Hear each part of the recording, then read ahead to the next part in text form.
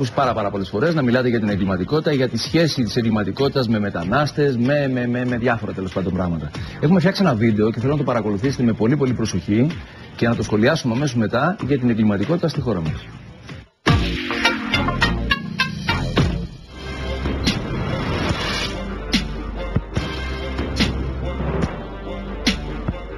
Έκρηξη εγκληματικότητας έχει σημειωθεί στη χώρα μας. Όπως προκύπτει από στατιστικά στοιχεία των τελευταίων ετών, η αύξηση της εγκληματικότητας οφείλεται στο μεγάλο ρεύμα μεταναστών. Χιλιάδες μετανάστες περνούν τα σύνορα της χώρας, οι οποίοι εξαναγκάστηκαν σε φυγή επειδή πολλοί από αυτούς είχαν διαπράξει εγκλήματα. Σε σύνολο 100.000 μεταναστών ασκήθηκαν 779,5 κατηγορίες για αδικήματα, εκ των οποίων 116,4 για ανθρωποκτονία, 232,7 για επιθέσεις και 102,3 για κλοπές. Την ίδια ώρα, στο ίδιο μέγεθος ντόπιου πληθυσμού, το σύνολο των αδικημάτων εμφανίζεται μειωμένο κατά 50% από αυτό των αλλοδαπών, αφού κατεγράφησαν 346,7 αδικήματα. Η διαφορά είναι ακόμη πιο θεαματική σε αδικήματα όπως αυτά των επιθέσεων και των κλοπών, καθώς και στις ανθρωποκτονίες με μόλις 7 προσαγωγές.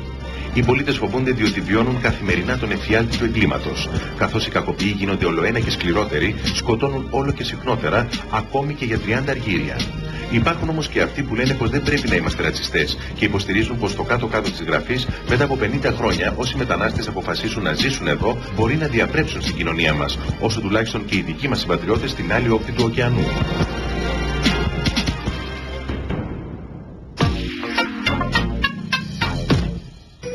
Η αλήθεια είναι ότι έχουμε μια αυξημένη εγκληματικότητα, ότι έχουμε περισσότερους μετανάστες από κάθε άλλη χώρα της Ευρώπης και η πρόταση δική μας είναι ποσόστοση και διεκδίκηση χρημάτων από την Ευρώπη για επαναπροώθηση αυτών των ανθρώπων. Θέλετε να γίνετε λίγο πιο σαφείς σε αυτό το συγκεκριμένο πράγμα? Ναι. Ο μέσος όρος στην Ευρώπη είναι γύρω στο 4,5%. Η Ιταλία, με νόμο του κράτους που ψήφισαν όλα τα κόμματα, είπαν ότι αντέχουμε 2,5% μετανάστες. Η Ολλανδία είπε 3%. Εμείς στην Ελλάδα έχουμε 20% και πλέον. Αντιλαμβάνεται κανένας ότι είναι πάρα πολύ δύσκολο να αντιμετωπίσει αυτή την κατάσταση όντας η φτωχότερη χώρα της Ευρώπης. Γιατί εμείς δεν είμαστε έτοιμοι για 2 εκατομμύρια παραπάνω κατοίκους σε μευτήρια, σε νοσοκομεία, σε δημόσια διοίκηση, σε αστυνομία, ακόμα και σε φυλακές. Στις φυλακές σήμερα το 52% είναι μετανάστες. Άλλο ένα ζήτημα. Μεγάλο ζήτημα. Και ακούσατε για την εγκληματικότητα.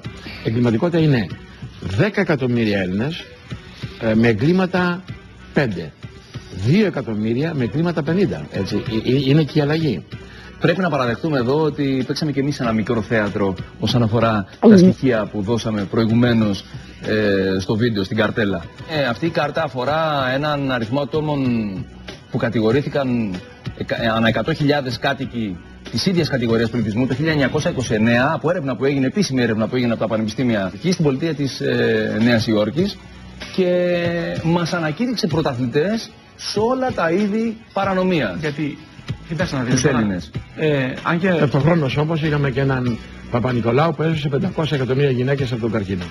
Δεν νομίζω ότι. Εγώ δεν θεωρώ ότι πρέπει να κοιτάμε την εθνικότητα ενός ανθρώπου, ανάλογα με την προσφορά που έχει, αλλά να κοιτάμε την κοινωνία από την οποία προέρχεται. Δηλαδή, οι Έλληνες. Να σας πω ένα πράγμα. Δηλαδή, θα απαγορεύσουμε την ανάδειξη του Έλληνα. Δεν διαφωνώ σε αυτό. Σε παρακαλώ, Βαγγέλη, ξέρεις ότι ο μεγαλύτερος ήρωας των Αμερικάνων, μια και λέμε η Αμερική, ο Χριστόφορος Κολόβος, υπέγραφε, και υπάρχουν ακόμα υπογραφές του, Χρήστο ελληνικά και Φέρες λατινικά. Το ξέρω πάρα πολύ καλά. Ο ύπαρχος, το νούμερο 2 ήταν Χιώτης. Ξέρεις ότι τα απομνημονέματά του ο Ναπολέον τα έχει γράψει στα ελληνικά? Τα ελληνικά και όχι στα γαλλικά, τα οποία είμαστε σε ηλικία 14 ετών. Για ποιο λόγο ντρεπόμαστε να τα πούμε όλα αυτά? Δεν ντρεπόμαστε καθόλου. Γιατί αισθανόμαστε περήφανα όταν παίρνουμε μια ελληνική ομάδα, παίρνει μια νίκη στο ποδόσφαιρο και στο μπάσκετ. Εδώ πέρα αισθανόμαστε περήφανοι για την πρωτεία στην Eurovision ή άλλα τέτοια πράγματα. Αισθανόμαστε και αυτό καλό είναι και το μπάσκετ η πρωτιά καλή είναι. Έτσι και το ποδόσφαιρο η πρωτιά ήταν καλή. Και τα χρυσά μου αρέσουν και με ενθουσιάζουν.